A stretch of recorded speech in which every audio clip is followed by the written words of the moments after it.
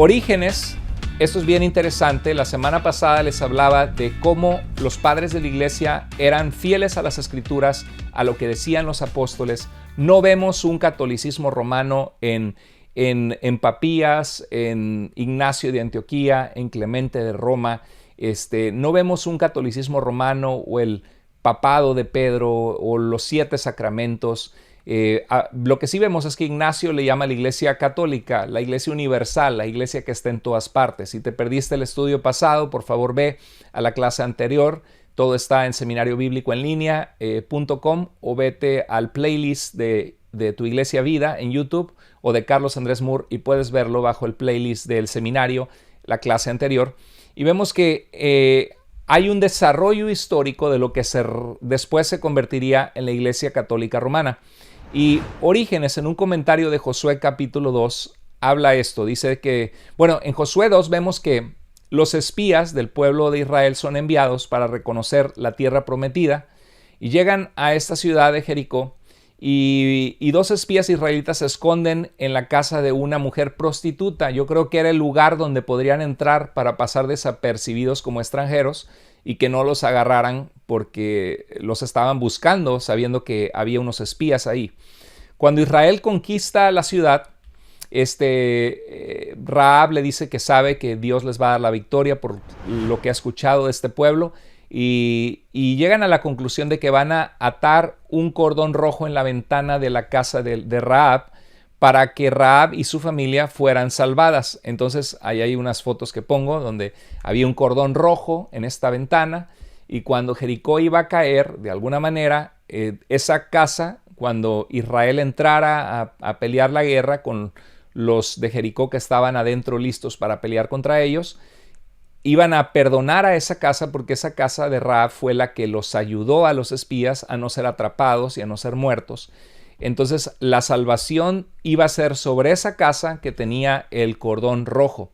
Entonces ahí saca una alegoría Orígenes y dice, asimismo, dice, hoy cualquiera que quiera ser salvo de la destrucción de juicio que Dios va a traer, así como Dios dio la victoria a Israel sobre Jericó, dice, puede acudir ahora a esa casa en la cual no hay un cordón rojo, sino está la señal de la casa que será perdonada, que es la señal en la cual está la sangre de Cristo, que es la señal para salvación. Esta casa es la iglesia. O sea, él veía que el cordón rojo representaba la sangre de Jesús que iba a ser vertido por nosotros. Por supuesto que Josué no tiene nada que ver con esto, no está hablando de esto, pero eso es la interpretación alegórica. Y entonces esta casa es la iglesia, o sea, la congregación de los que han sido salvos en Jesucristo. Pero dice, fuera de esta casa no hay salvación. Orígenes no está hablando de una iglesia, de una santa iglesia católica, apostólica y romana, que fuera de ella no hay salvación, como la iglesia católica romana enseña actualmente, porque creen que son los únicos que vienen de sucesión apostólica y que tienen la autoridad de dar los 7 sacramentos. Sin embargo, el Nuevo Testamento nunca nos habla de 7 sacramentos, ni nos habla de una salvación que se encuentra en una institución como la iglesia, sino una salvación que se encuentra en un Salvador y Señor que es Jesucristo. Y la iglesia es el conjunto de creyentes que han sido salvos, perdonados de sus pecados. La iglesia es por la cual Cristo murió, que se le está preparando como una iglesia santa para cuando Él vuelva. Pero esto extra hanc domum it est extra ecclesiam nemo salvatur en latín. Este dicho se transmitió a través de las edades y empezó a enfatizarse que, o sea, pensando en las herejías, que estaba el gnosticismo y otras falsas doctrinas, decían, fuera de la iglesia de Cristo no hay salvación porque la salvación de Cristo está en la iglesia. El dicho tiene sentido en su contexto, pero ahí vemos el desarrollo de lo que se convertiría la iglesia institucional una vez que en el año 381, Teodosio I, emperador romano, estableciera el cristianismo como la religión oficial del Imperio Romano. Lo que quiso decir es que esa persona puede salvarse así como Rahab al estar dentro de la iglesia de Cristo, la casa donde Dios y su salvación habitan. No se refiere a una institución católica romana muy diferente siglos después, sigo con este tema, ¿no? Interesante, porque esa es la importancia de estudiar la historia de la iglesia.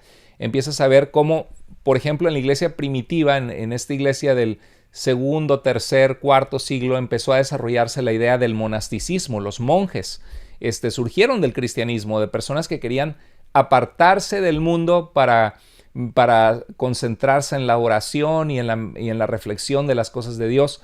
Pero realmente ahí es donde va surgiendo lo que después va volviéndose el catolicismo romano. Pero bueno, vamos a continuar con este tema de Orígenes. Orígenes está lleno de alegorías, pero irónicamente, aquí viene algo interesante de su vida, muy triste, aplicó a su vida literalmente Mateo 19:12. Mateo 19:12 habla de que hay eunucos que asimismo se hicieron eunucos por causa del reino de los cielos. El que sea capaz de recibir esto, que lo reciba, decía el Señor Jesucristo. O sea, Cristo decía que había personas que habían decidido en su corazón no casarse para poder vivir para el reino de Dios, para compartir las buenas noticias del reino de Dios. Ahí es donde va surgiendo también el monasticismo, gente que dice yo no me caso, y luego empieza a haber una distorsión de la sexualidad y empieza a verse la sexualidad como pecaminosa en sí misma.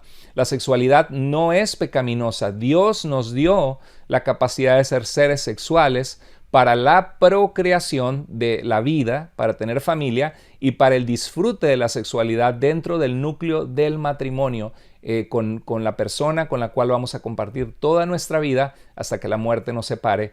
Y por eso es que nuestros hijos comparten nuestro ADN. El plan de Dios es que los hijos nazcan en un hogar donde hay amor y respeto entre el padre y la madre y se les enseña en el camino de Dios. Pero empieza a haber una distorsión después y empieza a acentuarse el monasticismo.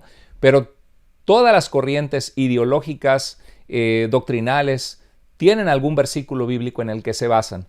Y en este caso, cuando Orígenes de Alejandría reflexionó en esto, dice, hay eunucos que asimismo se hicieron eunucos por causa del reino de los cielos. O sea, Cristo no estaba diciendo que si querías servir a Dios te castraras literalmente en cuanto a perder la capacidad de poder procrear vida a través de una cirugía muy sangrienta y fea, sino lo que Jesús decía es de que hay personas que se han entregado a servir a Dios sin haberse casado. Y yo creo que en el caso de Orígenes ha de haber dicho, bueno, tenemos una lucha con la sexualidad es parte de nuestro cuerpo, pues yo prefiero castrarme a estar pensando en pecado. Y tristemente el que interpretaba todo simbólica y alegóricamente interpreta este texto literalmente y vivió una vida de autonegación y de gran disciplina al grado de llegar a su propia castración, se castró. Orígenes influenció en el uso de la alegoría para la interpretación de las escrituras durante siglos hasta la Reforma. Influenció también a San Agustín. San Agustín fue el teólogo más importante de la época medieval que interpretó las escrituras también simbólicamente.